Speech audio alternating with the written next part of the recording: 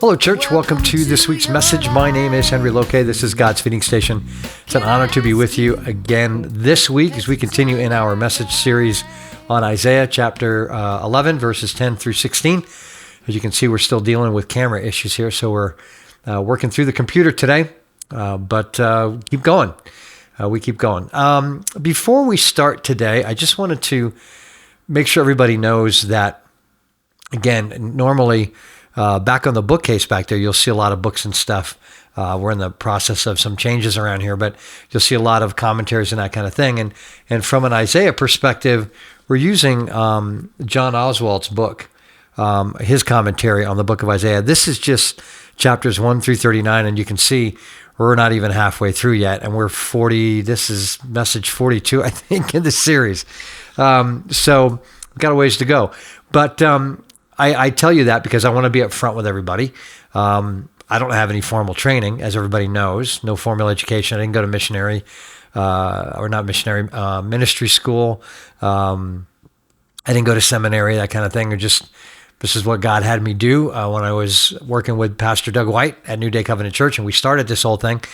And so I just want to make sure I'm just upfront and straight with everybody. Do you know that, this is what we're using to help us understand what's going on here in Isaiah. It's not my understanding. It's not my training. I want to give credit where credit is due. So, and it's my first time going through the book of Isaiah in such detail. I've read through it 12, 13, 14 years running now, or it'll be 14 years running now this year. But first time that we're really I'm really getting into it and really gaining a better understanding of it. So going through this together, and that's what the feeding station's all about. So I just, again, wanted to be upfront with everybody. So in the past, we've discussed how Ahaz led his people down this wrong path and entrusting Egypt to help him with his Assyria issues. And he trusted Egypt rather than trusting God. And it's going to eventually lead to Judah, the southern kingdom, being exiled to Babylon. And in a similar way, Messiah's coming is going to lead to something big, but it's not going to be an exile. It's going to be a restoration of God's people. Now, the specifics of how God is going to do this at this point in time is not readily clear. It's not quite detailed to Isaiah on how God is going to do this. For example, is this restoration, this returning that Isaiah is talking about today, is he talking about the Jews coming back from Babylon? If so, Messiah had yet to be revealed. So that wouldn't be the ensign that the nation would rally around, gather around. Is he talking about New Israel, the church? Calvin and the reformers thought so. They believed that's what Isaiah was talking about. And for sure, people from all around the world flocked to Christ as word spread of him. It's hard to know. From Isaiah's perspective. From our perspective, hindsight's always 20/20. And all that being said, it seems what Isaiah is talking about is historical Israel, right? This great gathering of her people as a nation when they return and accept Jesus as the Christ.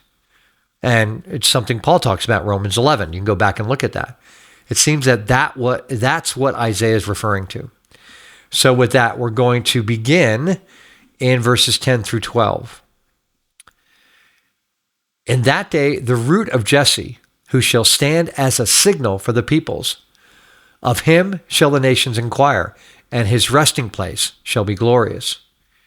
In that day, the Lord will extend his hand yet a second time to recover the remnant that remains of his people, from Assyria, from Egypt, from Pathros, from Cush, from Elam, from Shinar, from Hamath, and from the coastlands of the sea. He will raise a signal for the nations and will assemble the banished of Israel and gather the dispersed of Judah from the four corners of the earth. Right? This seems to make it very clear that who's being talked about is the Messiah in his second coming. He will be the ensign around who the nation of Israel will gather and rally around. Don't confuse this ensign with the ensign that was talked about in chapter 5. If you go back to chapter 5 and read that, that was a flag of war. That was a call to defeat the enemies of Israel that surrounded her. This is a flag of restoration. This is a call for God's people to come home. And Isaiah again speaks about the dependability of God. God has kept his promise to his people. He led them out of Egypt, established them as a nation, as he promised their forefathers he would do, leading them to the land of Canaan in the Exodus. He promised Abraham, Isaac, and Jacob he would do this, and he indeed has done this. And so he will keep his promise regarding Jesse's son, because as we know, God's hand in judgment can destroy when need to. And we know that, again, God being who he is and what is his character, he has to deal with sin. And sometimes it's devastating. And so as God's hand can destroy, it will ultimately be used to redeem and to restore. And we see this. We see this truth when we look at the full revelation of the Messiah in Jesus, the Christ, right? And go back to John, or in this case, go forward to John 12:32. Jesus says, "And I, when I am lifted up from the earth, will draw all people to myself." There's a spiritual aspect to this as well as this worldly aspect. And so Jesus, in saying, when I'm lifted up on the cross, people will come to me. People will believe in me. People will understand that they need a Messiah, that they need a Savior, that they need to be redeemed and cleansed from their sins. And so I will draw all people to me. And in the same sense, when Messiah returns, he will gather the nations to himself, however that's going to look. A lot of people have written and talked about it, but, how it's exactly going to look from a book of Revelation standpoint, we don't really know. We have an idea, but we don't know quite the details. And so we'll see how that plays out at some point. So, as I said, God does bring consequences for sin, but it's by his grace that redemption is possible. And so through Jesus' sacrifice on the cross, the way is now open into the presence of God. And now Jesus is the banner through which all nations, all people are invited in. They can all now, in Christ, enter into God's presence. And so the power of God is shown here. The power of God is shown in restoration. What do I mean by that? Well, the leaders of the world, how do they show their power? They show it in force, in military might, making threats, going to war.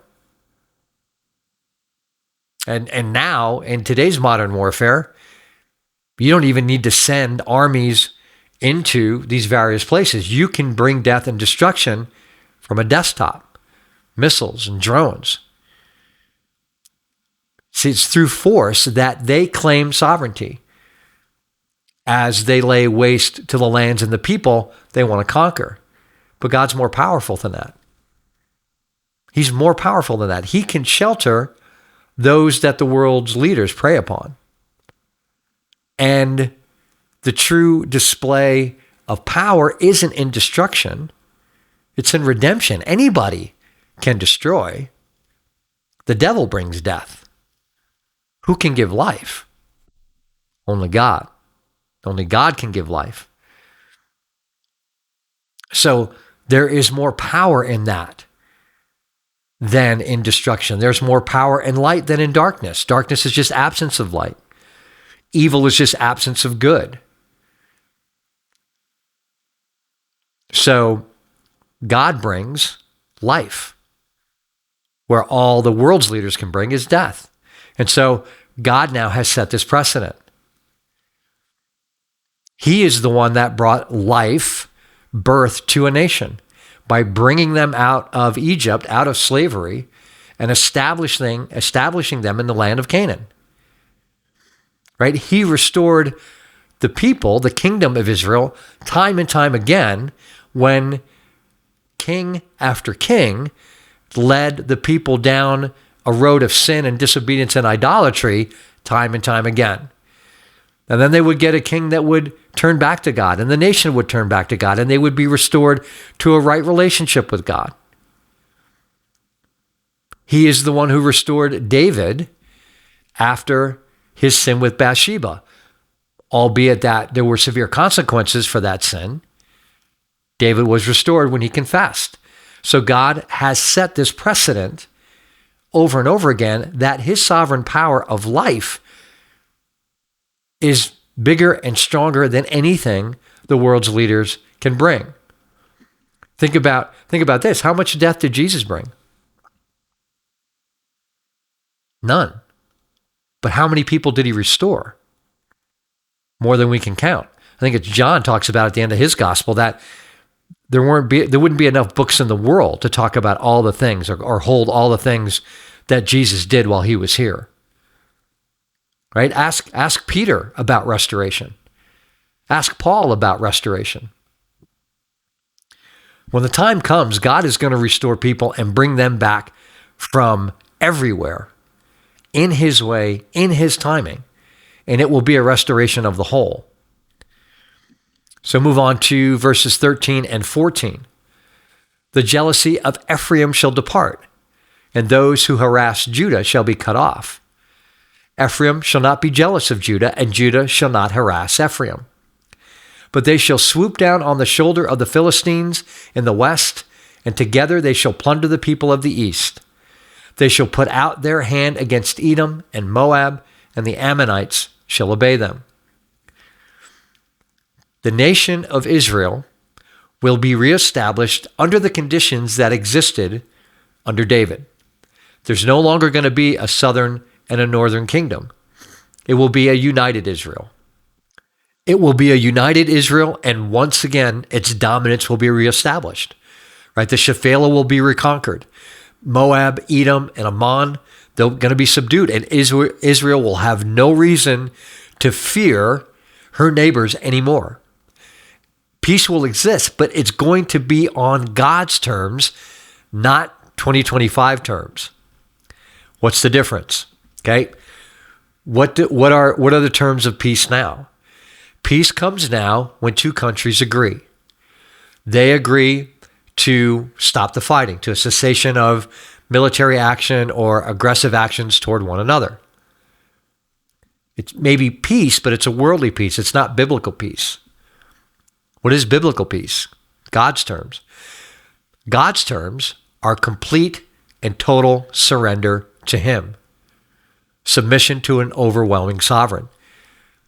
Those are God's terms. It's only when God's enemies are defeated and they've submitted to him that peace is possible. Those are God's terms. Much different than the terms of the world. But there's a difficulty in this. There's a problem with this, and the problem's on our part, as it was in Israel's part. We have to identify who the enemies are. And the difficulty is for Israel and for us today, there's an understanding that we have to come to that we are the enemies of God. We too, just as Israel needed to realize, we need to submit to him. Because we see ourselves as one nation under God. We have that in the Pledge of Allegiance. But are we really? Are we really one nation under God? We're in Deuteronomy, in the daily scripture, or we may not be there yet. I'm a little bit ahead. I think we're still in Numbers as I record this, but we're coming up to Deuteronomy in a week or so here. And if you go back to Deuteronomy and look at God's framework for a nation, Right? When he was about to establish Israel in the land of Canaan, Moses goes back over in Deuteronomy all the things that God has laid out for how a nation is to behave. And you can go back and look at that. See, go back and read that and then ask yourself if there is any nation, including today's Israel, that lives up and is established, may have been established in that framework, but see if it still operates under that framework. And when you come to realize that there are none, you see that we're all enemies of God still. And we need to submit to him as nations and as individuals. Because it starts with the individual. As we submit individually, then collectively we come together as a nation and submit to him. So we're not the darlings of God that we think we are, and neither was Israel. And that was a problem. Now, fortunately, God is gracious.